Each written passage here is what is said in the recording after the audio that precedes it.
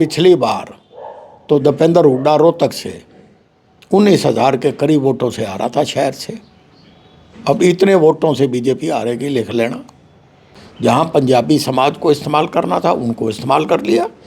अब ओबीसी समाज को इस्तेमाल करने के लिए इन्होंने ये कार्ड फेंका है और इसके अलावा कुछ भी नहीं। बहुत बड़ा हमारे समाज का अपमान हुआ और समाज हमारा इस बात को बड़ा बुरा मान रहा है। उनको छोड़ो, अनिल विज जो सीनियर मोस्ट मिनिस्टर थे, चीफ मिनिस्टर के बाद दूसरा ओहदा होता है, उनको भी मंत्रिमंडल में नहीं लिया। मोटरसाइकिल के मेरे पीछे बैठा करते थे, हम इकट्ठे सोया करते थे। अरे इकट्ठे सोया करते थे तो इस तरह से अलविदा किया जाता है, इस तरह से ताया जाता है, तो सोचने का भी वक्त ना दो।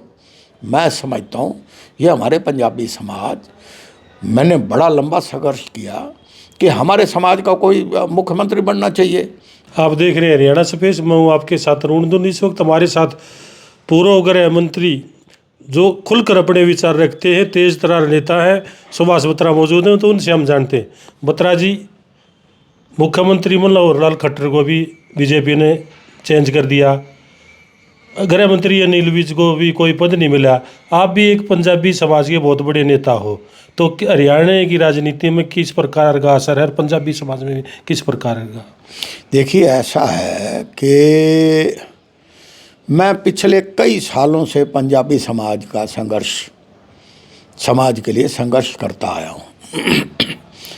जिस तरह से मनोहर लाल खट्टर जी को अलविदा किया है, मैं तो कहता हूँ कि एक दिन पहले तो प्रधानमंत्री नरेंद्र मोदी जी उनकी प्रशंसा के, उनकी तारीफ के पुल बांध रहे हैं, और रेवाड़ी में प्रोग्राम ख़त्म होते ही मुख्यमंत्री राज्यसभा में जाते हैं इस्तीफा देने के लिए। कैबिनेट अगले दिन कैबिनेट रिशफल हो जाती है, इस्तीफा हो जाता है। ये एक लिखी हुई स्क्रिप्ट थी, एक डॉक्यूमेंट्री थी जो पहले तयशुदा थी। मुझे एक बात बताइए, अगर मनोहर लाल जी खट्टर इतने ही बढ़िया काम कर रहे थे, उनको हटाने की जरूरत क्या थी? पहला प्रश्न। और वो तो एक हटाना नहीं था, वो तो एक बेकदरी होती है एक लीडर की, एक फेयरवेल थी वो। जब कोई आदमी, कोई अफसर या कोई टीचर या कोई भी रिटायर होता है तो उसको लड्डू पेड़े खिलाते हैं, उसका सर पुचकारते हैं। मोटरसाइकिल के मेरे पीछे बैठा करते थे, हम इकट्ठे सोया करते थे। अरे इकट्ठे सोया करते थे तो इस तरह से अलविदा किया जाता है, इस तरह से ताया जाता है, तो सोचने का भी वक्त ना दो। मैं समझता हूँ ये हमारे पंजाबी समाज, मैंने बड़ा लंबा संघर्ष किया कि हमारे समाज का कोई मुख्यमंत्री बनना चाहिए।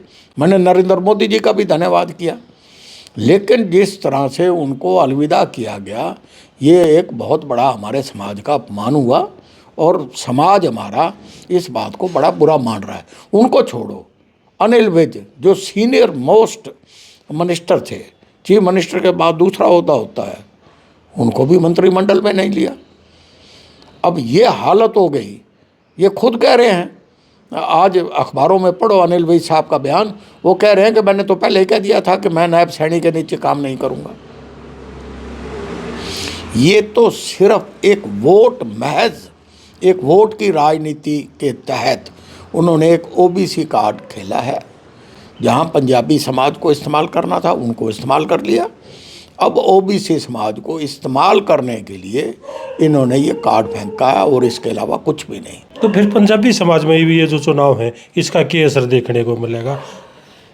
इसका असर ये देखने को मिलेगा कि पिछली बार तो दीपेंद्र हुड्डा रोहतक से 19,000 के करीब वोटों से आ रहा था शहर से। अब इतने वोटों से बीजेपी हारेगी, लिख लेना।